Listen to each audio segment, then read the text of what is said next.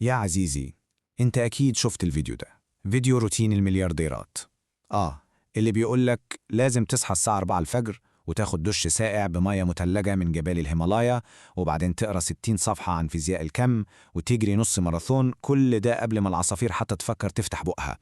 ليه؟ عشان تنجح طبعا. فتيجي انت بقى يا غلبان يلي بتحاول تقلدهم وتعمل فيها بطل خارق، يوم اتنين تلاتة وتلاقي نفسك رابع يوم مش قادر حتى تفتح عينك، وصاحي الساعة أحبط ضخر بتدعي على الروتين وعلى اللي اخترعوه وعلى إيلون ماسك شخصيا. بس تخيل معايا كده يا صديقي إن العلم بيقولك إن المشكلة مش في إنك كسول، لا، المشكلة إنك فاهم فكرة الروتين دي غلط خالص. الروتين الحقيقي مش سجن، الروتين هو الثقالات اللي بتسند عمارة نجاحك عشان ما تقعش على دماغنا كلنا. طيب إيه بقى اللي بيخلي الروتينات المستحيلة دي تفشل فشل ذريع؟ وليه بنحس إننا في حرب دايمة مع نفسنا؟ بص، خلينا نسيب الهزار وندخل في العلم بجد عشان نكشف مين هو العدو الحقيقي اللي قاعد جوه دماغك ومحدش شايفه. بص يا صديقي، مخك ده عامل بالظبط زي بطارية الموبايل. كل قرار بتاخده مهما كان تافه وبسيط، زي مثلا هفطر بيض ولا فول، ده بيسحب من شحن البطارية دي. فلما تصحى الصبح وتفضل ساعة تفكر هلبس ايه، هعمل ايه النهاردة، انت كده بتحرق بنزين عقلك في الفاضي. وتيجي بقى للمهمات الكبيرة والمصيرية، تلاقي البطارية خلاص جابت اخرها، فصلت شحن. وده اللي يفسر لك ليه واحد زي ستيف جوبز كان بيلبس نفس التيشيرت الاسود كل يوم، وليه مارك زوكربيرج بيلبس نفس التيشيرت الرمادي. تفتكر عشان يوفروا فلوس؟ لا طبعا يا عزيزي، عشان يوفروا قرارات. كانوا بيوفروا طاقة مخهم وقوة إرادتهم للحاجات اللي تفرق بجد في شغلهم. والحكاية دي بتوضحها قوي تجربة المربى الشهيرة.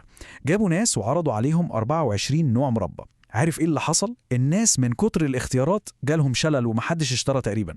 لكن لما قللوا الاختيارات ل6 أنواع بس، المبيعات زادت 300%.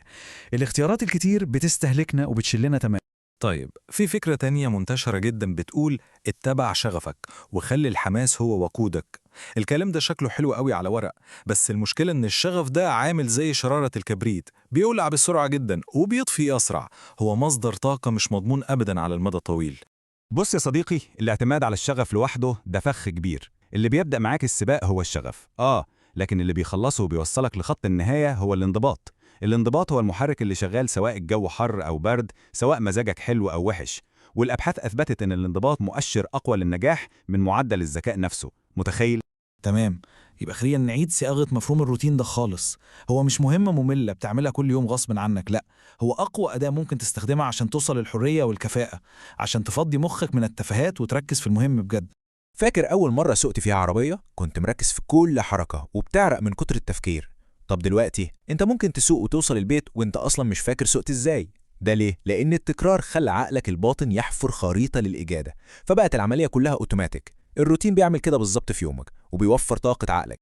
الروتين مش هو النجاح نفسه، لا، هو الثقالات اللي بتسند مشروع حياتك عشان ما يقعش تحت ضغط الحمل المعرفي وقرارات كل يوم. من غير الثقالات دي أي مبنى عظيم هينهار على اللي فيه. طيب نعمل إيه بقى؟ هل نصحى 4 الفجر ونقرأ 70 صفحة؟ لا طبعا. الحل في حاجة اسمها العادات الذرية. الحل بسيط وعملي وممكن أي حد فينا يبدأ فيه النهاردة حالا.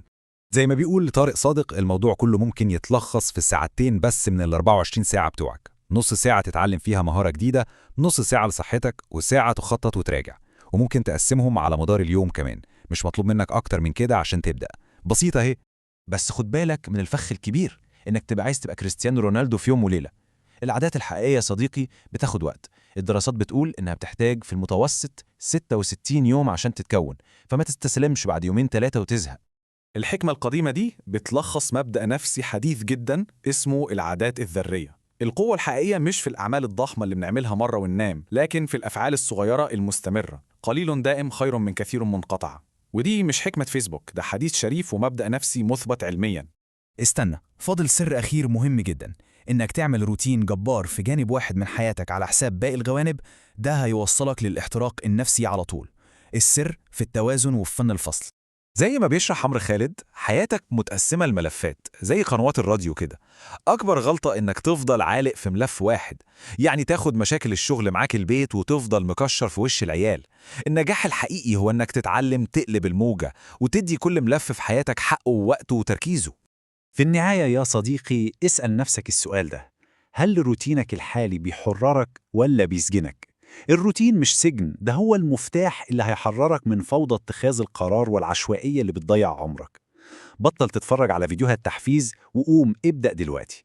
ابدأ ب10 دقايق بس وابني عليها. المهم تبدأ. يلا.